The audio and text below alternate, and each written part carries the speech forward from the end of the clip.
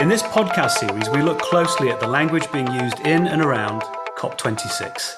According to the official website, the COP26 summit will bring parties together to accelerate action towards the goals of the Paris Agreement and the UN Framework Convention on Climate Change. Important stuff.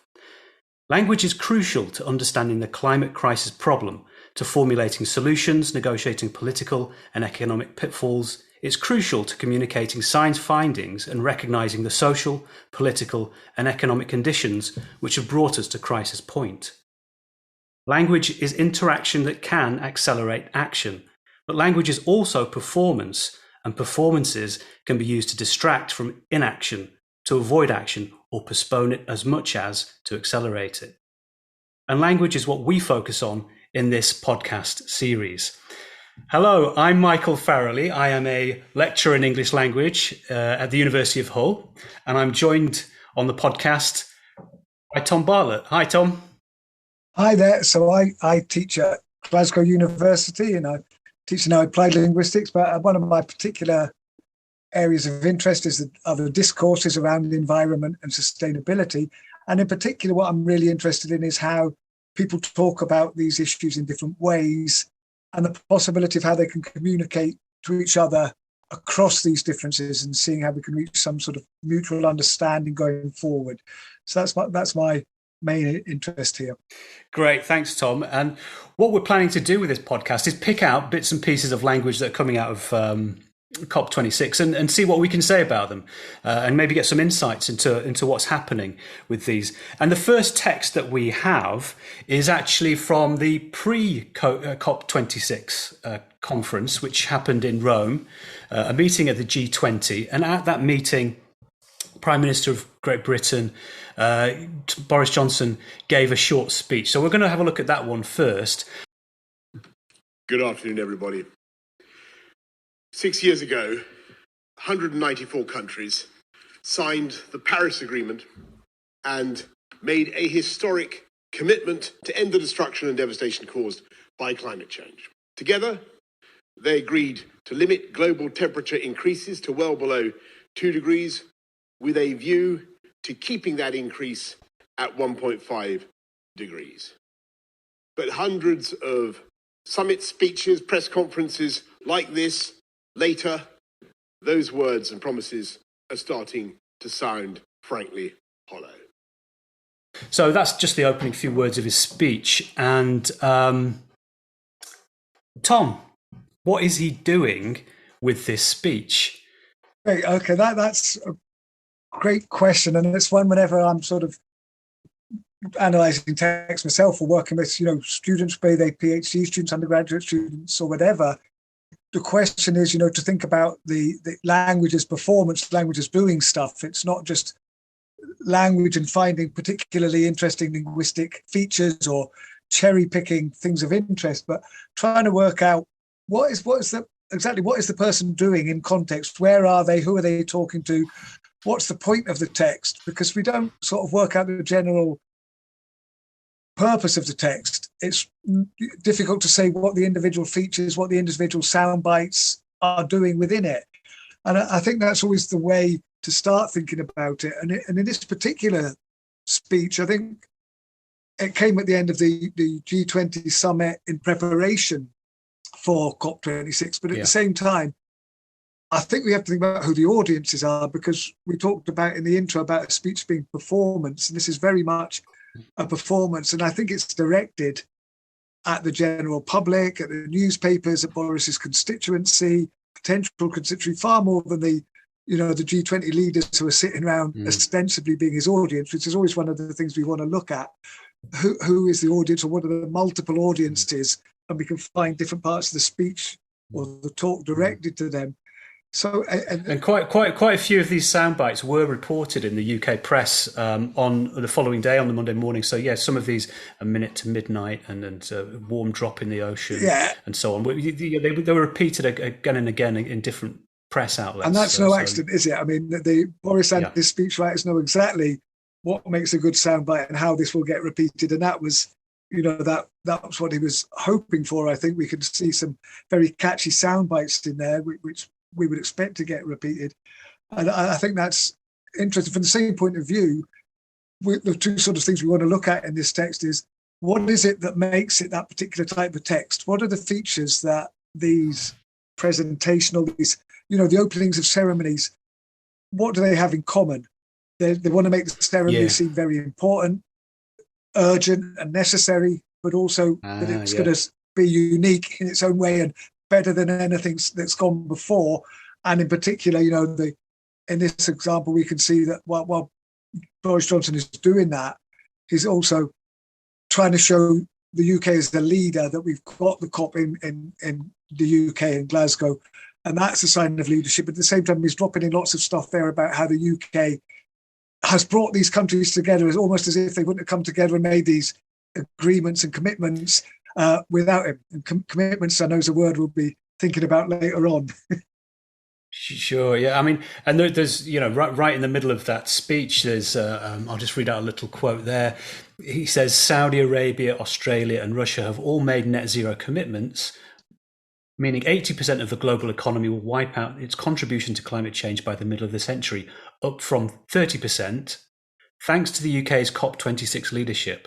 So, you've got quite direct claims there by Johnson on the role of the UK and its leadership around this particular conference. Making direct claims on that. But as you say, this commitment idea is something that's interesting. We'll come back to that later. Did you want to say something about the expectations that this sets up? Yeah, I think in terms of the expectations about what you say on this occasion, and you've got to do certain things, and then you've got some free rein to do some other things. Yeah. But I think in terms of the expectations of what follows, again, one of the things we've been talking about in preparation for this is there's a lot of talk about talk and the function of talk. And, we reflect that in the introduction you gave to today's podcast.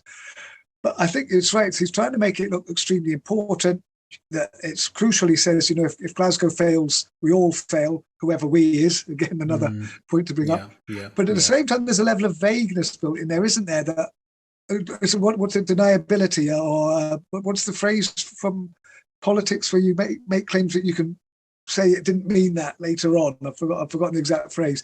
But they're going to say it's important, we're going to do loads of things, but then the level of detail is never quite there, what they are, or there's enough ambiguity and vagueness in there to claim it's a success one way or the other. Yeah, so that is important. That is interesting, isn't it? So you've got to make these things. One of the purposes of these things is to emphasize the importance of what's going to happen.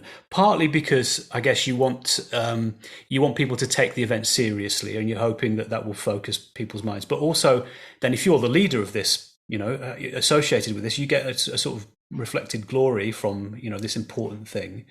But at the same time, you can't give particular details. You can't go into too much of what's specific. And that's the nature of the kind of text that it is, the kind of speech that it is. It's an interesting one. Now, how about? We'll move on to some of the details in a second. But if you can't go into much detail on this, if this is just occurring to you, if you can't go into much detail, does that cause a problem later down the line? If you're not specifying particularly what the problem is, what the cause of the problem is, can you then move to solutions if you're being necessarily vague in that way? This is a conundrum that I've been trying to wrestle with on this kind of text recently. What are your thoughts on that? That's a great question, isn't it? And I suppose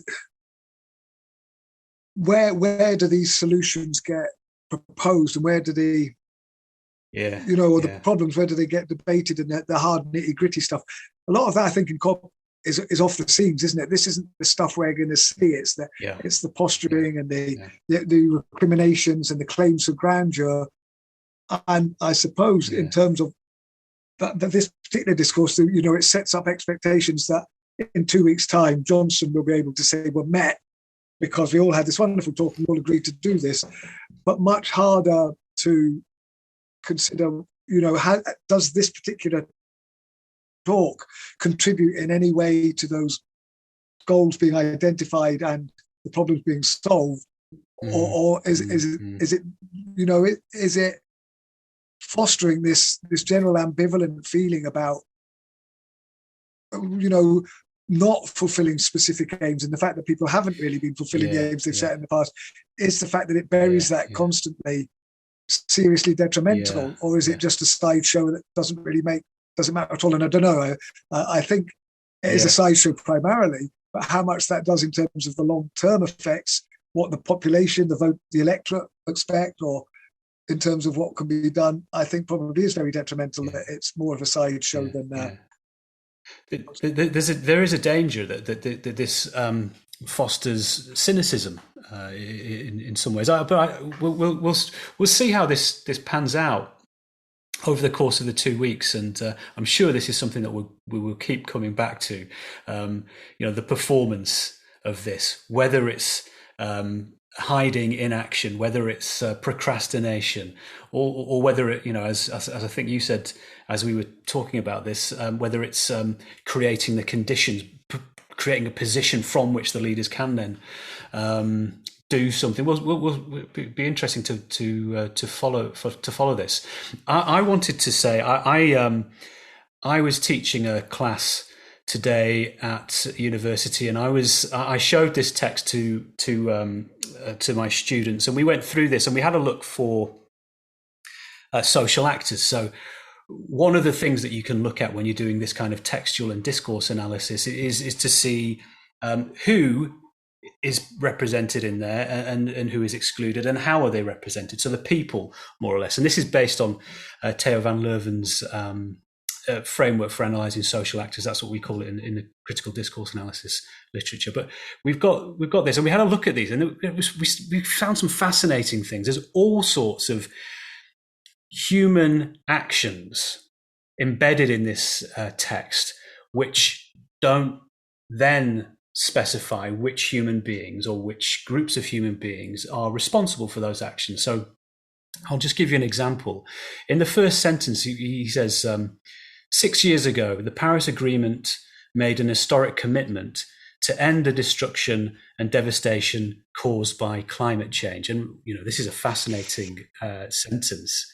We've been talking about this, haven't we, Tom? And we've got this action of commitment.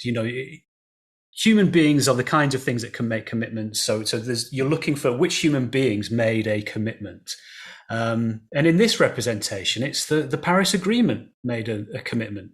So he's not talking about the people that made the commitment. He's talking about the Paris Agreement making a commitment, which I think we were talking about. Well, what is it? Is the agreement making a commitment, or is the commitment making an agreement? And you've got this quite a circular I think the agreement way of putting making this. A commitment to agree.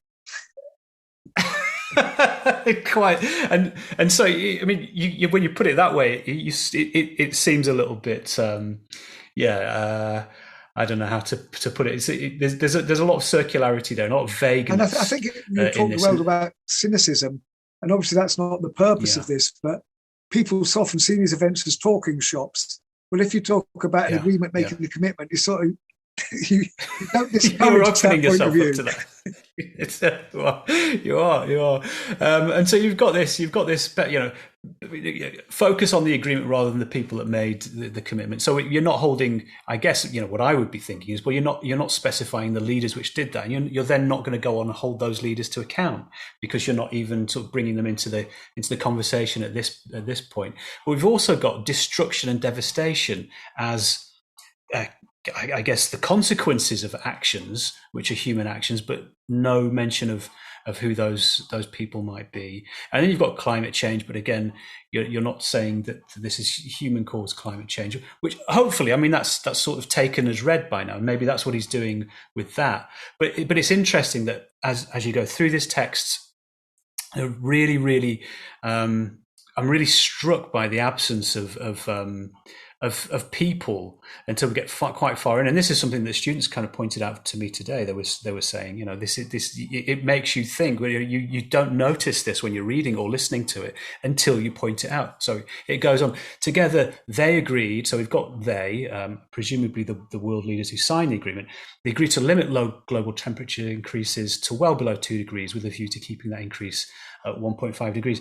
And all of these things, the increases, the monitoring that's required to keep the increases, you know, to make sure that these things are in place. The people that would do those, or the organizations that would be responsible for those, not present. Then we've got this really fascinating, but hundreds of summits, speeches, conferences like this later. These words and promises are starting to sound frankly hollow. Again, all of the people that have been involved in these erased from this, and I'm not sure how important that is, but it is interesting that he's pointing out this idea that words and promises are sounding hollow, and it raises a question for me as to whether are his words now going to sound hollow at the end of this process, when he's calling for all these actions, which without specifying who's doing what to whom. Yeah, I mean, really interesting what you're saying there, just to butt in for a minute, because one of the things we talk about as well is that phrase, and unlike many other global challenges, the solution to climate change is clear. Really interesting, because Boris Johnson himself is here criticising the talking shop aspect of these, but he's sort of standing above it to say, I'm a clear, far-sighted politician. This is unusual. The solution is clear. That makes him look like he's above the talking shop. He's above all the muddle. But then his description of the problem is couched in the most generic and vague way that you've been talking about, that, of course it's clear at that level of generality, because that level of generality doesn't actually tell us anything, because we've got to work out who's responsible for these things, what you can do instead, the repercussions of these and all this stuff. So this level of course you can't be too technical in a talk like this, but you can reduce the level of technicality in such a way to make it look, not so much to appeal to your audience, but to make it look like you're in control of events. And I think this is one of the things that he's doing here, is he's the clear-sighted guy who can cut through all the, well, you can't cut through wind, but you know what I mean. He can do that.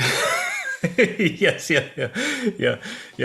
It's I think that's exactly right. He is, you know, as you were talking about positioning, all of this is positioning, you know, him as the person who can see these things without really having to say what you have to do.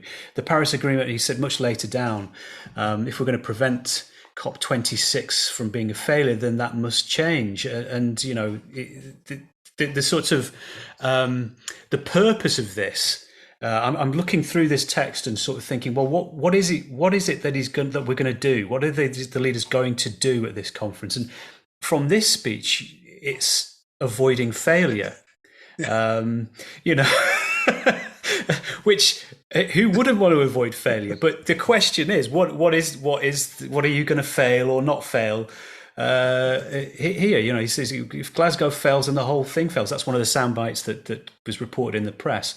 Of course, nobody wants to fail, but what is it that you're trying to do, which you then might fail at? I don't think they've really specified what it is that they're trying to do, by which we could judge the success or failure of what they do, which I think is very interesting. In a similar way, that which leads into one of the other things we were talking about in advance of this, where if you keep the problem at a very low level of specification, then it's very possible to sort of claim all sorts of things are solutions to that problem, because you're not really looking at the specifics. And I think we really looked at this idea of commitment, and Johnson is there saying, yes, the UK is leading the world. Again, is this positioning, it's in Glasgow, I'm the clear-sighted one. UK is already leading in the world, because he can focus in on what UK is already doing, what it has done, and it is doing some great things. And actually this Conservative government is doing a lot of things that are getting widely applauded from within the ecological movements, which is great. But he can focus in on those, because he hasn't specified the problem in great detail. He can just throw up anything that's positive, and it looks good, and that UK's are the one pushing forward, and the others are left in this quagmire of sound bites or whatever. And that made us think about the level of commitment, didn't it? In terms of the agreement making a commitment, and a commitment is really talks about changing the word into, into action, talking the talk and now walking the walk. But if you can choose what actually is the nature of a commitment, which is, as linguists, we're fascinated in, what are the felicity conditions? Yeah. In other words, what is it that makes an apology an apology, a promise, a commitment, a commitment? And one of the things we picked up on, and which I think you've got more to say on than me, was the idea that listing the things you're already doing and that you might have been doing for different reasons, and then making that a commitment doesn't really count as a commitment, because a commitment means doing something new, doing something different. Not just saying we're already doing this and therefore we're leaders. And a lot of the one you picked up on, I think, which maybe you can expand on, Michael, was this idea that, Britain eradicated the coal industry very famously under Thatcher. And now this has been, presented as a low carbon way forward because we have fewer carbon outputs from coal, but that doesn't really count as a commitment. I think that's absolutely right. One of the things that struck me about all of this recently, the build up to the COP26, is that there is a focus on coal and getting rid of coal, or at least what they're calling, unabated coal. But they are talking about ending dirty fuels and so on, and and of course, from an environmental point of view, stopping burning dirty coal and releasing all of those chemicals and emissions into the atmosphere is a good thing. But it's easy for UK to say, because UK has, as you say, stopped producing, mining and burning coal for different reasons. It was for different reasons that those coal mines were closed and stopped producing and stopped burning those things. In latter years, in more recent years, then of course, I'm sure some of the final decisions to close down coal burning power plants is partly to do with the environment. But for the vast majority of the history of that industry closing down, it's nothing to do with it, and it's for a different reason. Much easier for UK to say that and say we've got to stop burning coal than it would be for countries that are much more reliant on that. So South Africa, China at the moment, really difficult for them to do it, for their politicians to turn around to the population and say, well, we're going to stop this immediately, because they are much more reliant on it than the UK is. And that does bring me to one of the another part of Johnson's speech. He says the UK has proved it can be done. We have lowered our greenhouse gas emissions by 44% in the last 30 years, whilst increasing our GDP by 78%. And that is true. Those figures are from 2019. So what's happened in the last couple of years, we don't know, because those are the latest figures. But part of that reduction in greenhouse gas emissions is down to deindustrialization of the sort that we're talking about. And in terms of consumption, the UK does still consume a lot of the Earth's resources. It's just that those are exported. So it's, as you say, this commitment to cutting contributions. It's all very easy to commit to things that you've already done, and you've done them for different reasons. So it will be interesting to see how the other nations, how the other leaders, and how Johnson himself continues to push these commitments forward throughout the rest of the conference. Yeah, and I think you talk about that exporting. You were making the point to me earlier, this idea that we no longer have the heavy industry and the manufacturing industry, but we're still buying these products that are produced in other countries that have got a huge carbon output, but that carbon output is for our benefit. The fact that it's not actually produced within the UK doesn't mean it's a cut in the UK's emissions. I think you were hinting at that there, but it makes Johnson's easy to see problems, that they're distorted and they're hidden around, and techs will pick up on them in different ways. That we've lowered our carbon emissions because we don't produce steel in the UK, but if we're importing steel from elsewhere, we're still responsible for those emissions, which is one of the conjuring tricks of language to define it how you want. No, that's right. And I think this is another theme that I think we'll be coming back to again and again: the nature of the commitments and as you said, the felicity conditions. I mean, so just in case, what do we mean by felicity conditions for people who that don't know about that? Okay, yeah. So that comes from speech act theory and the idea of, I can say I promise to do something, but does that count as a promise? If I haven't got the capacity to do it, if the person doesn't want it, if I've got my fingers crossed behind my back, for example, in the school I came from, it's not really a promise. It's to make it count as a valid promise and not just go through the motions, go through the words. There are certain non-linguistic aspects that have to hold, and we call those the felicity, as in something that's successful is felicitous condition. So an apology doesn't count as an apology. These are ones we've seen in the press a lot recently. If you say I'm sorry, is that enough to make an apology? Do you need to be sincere? Do you need to show that contrition? Do you need to explain your behaviour? So I think one of the felicity conditions for a commitment, what do we need to think about in terms of whether these are genuine commitments? Have the countries got the capacity to do that? Do they intend to do it? Is it something that will make a difference? Is it something they're not doing already? All those things have to be in place for it to be a felicitous and genuine commitment, not just saying we commit. Doesn't do it. Yeah. So you and I can't just agree to win the lottery. Great example, and make that our commitment. Normally, with these performances, if you could put hereby before them, their performances, you could say, I hereby commit, and it looks like you committed, but I hereby commit, I hereby win the lottery. Doesn't work like that, unfortunately. Yes. That's good. Now, we also wanted to look forward to some of the themes that we think that we're going to be seeing, and commitment is one of them. There's performances that we will see, some of the vague language, and see if over the couple of weeks that we're looking at this, that some of that vague language may become more or less vague, more concrete. Anything else that you think that we're going to be seeing as we go along? Yeah, so I'm not sure if you said anything about positioning in terms of what's the position they're taking up, because I think it's really interesting. One of my particular areas is it's actually a bit like the felicity conditions. What are the felicity conditions to take up a position? You can only represent yourself as a leader, a world leader. I can't get up and make this speech to COP26. It wouldn't work. Boris Johnson could do it to some extent, and other people can or can't do it. So I'm really interested in the idea of the position people are taking up. What makes that position legitimate? What makes people believe it? What makes it credible? What are the backgrounds? So it's a bit like the felicity conditions. So how people position themselves, whether it works or not, whether the audience, their attended audience, buys it or not. Maybe one of the things we might want to look at is to see the reactions to some of these speeches, to see if people did buy them, and to see. Let's have a look at the social media and see what insights we can get from how people take these apart or appreciate them in terms of how effective and genuine they think they are. So that might be, looking at the reactions might be a really interesting thing to do sometime as well. That is a great idea. We will do that as we go through our podcast series over the next couple of weeks. I think that's a fantastic idea.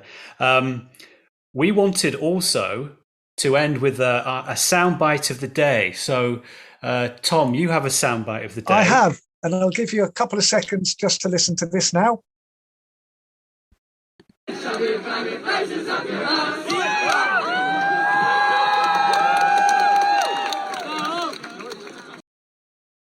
Okay, and this actually takes us exactly to this point of positioning and lots of issues. That was Greta Thunberg, as you've never heard her before.